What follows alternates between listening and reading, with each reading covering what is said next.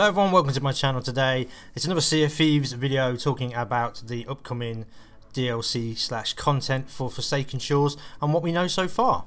So let's take a look.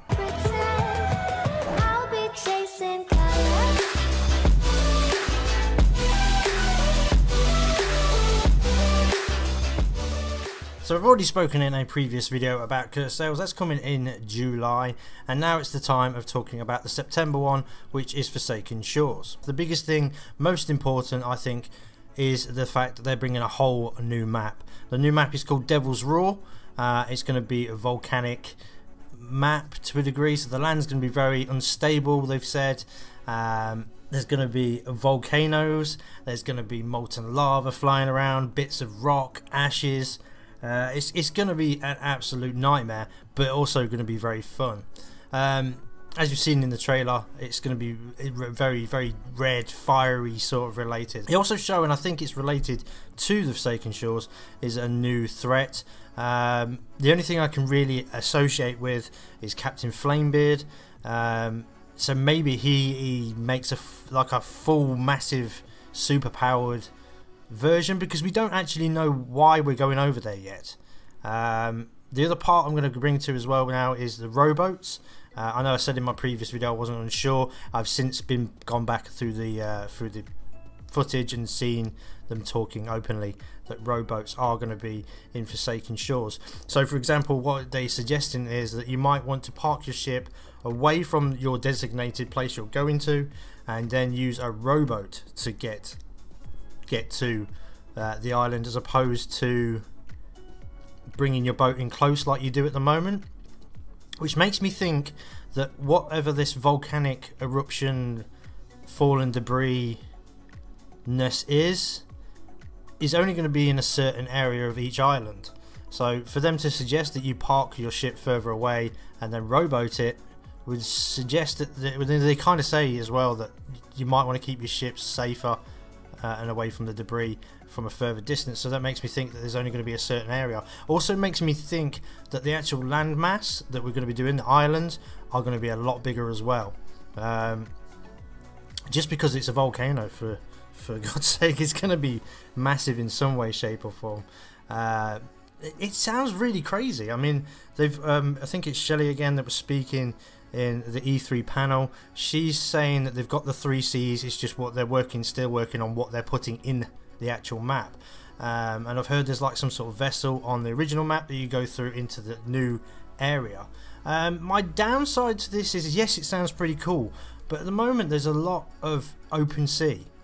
It's kind of an unwritten rule that there's only supposed to be 3 galleons. And then so that could be up to 12 players, and then the other 12 players are split across sloops at this moment in time. So I've heard the rumour that there's only 24 people in each server. The map is quite large, so yes, you're going to have people on different servers at different times, so yes, they'll still be populated with people, but you're kind of taking away players going into Devil's Roar, and at the beginning a lot of people are just going to want to go in there and not worry about the original map. You're going to take that away from it, and there's already not enough to do to a degree already in the map. However, I'm kind of interested in how they work out that. So maybe, for example, you're in X server, you go through the portal, that then takes you out of the X server, puts you into Y server, and then another crew can go back into X server. I don't know if that's how it's going to work or not, but this is still quite a distance away in September. The only other thing that's kind of related to the Forsaken Shores is that they're bringing something into the game for downtown. They're bringing something in for the downtime in the sea. So, for example, the easiest way to explain what downtime, I still can't say it, downtime in the sea is, fishing, for example. So while you're sailing around and you're getting from destination to destination, they're going to bring something in. They haven't said what it is. Joe keeps mysteriously saying things like it's something that you could do in the sea, but everyone seems to speculate and think that it's fishing, so I'm just going to go with fishing for the moment. It's not confirmed, I just want to put that out there, but they're going to be bringing something to do on the boat while going from A to B. And the last thing they sort of mentioned to do with that, and it makes me wonder that it's not going to be coming until after, is that pets have been pushed back.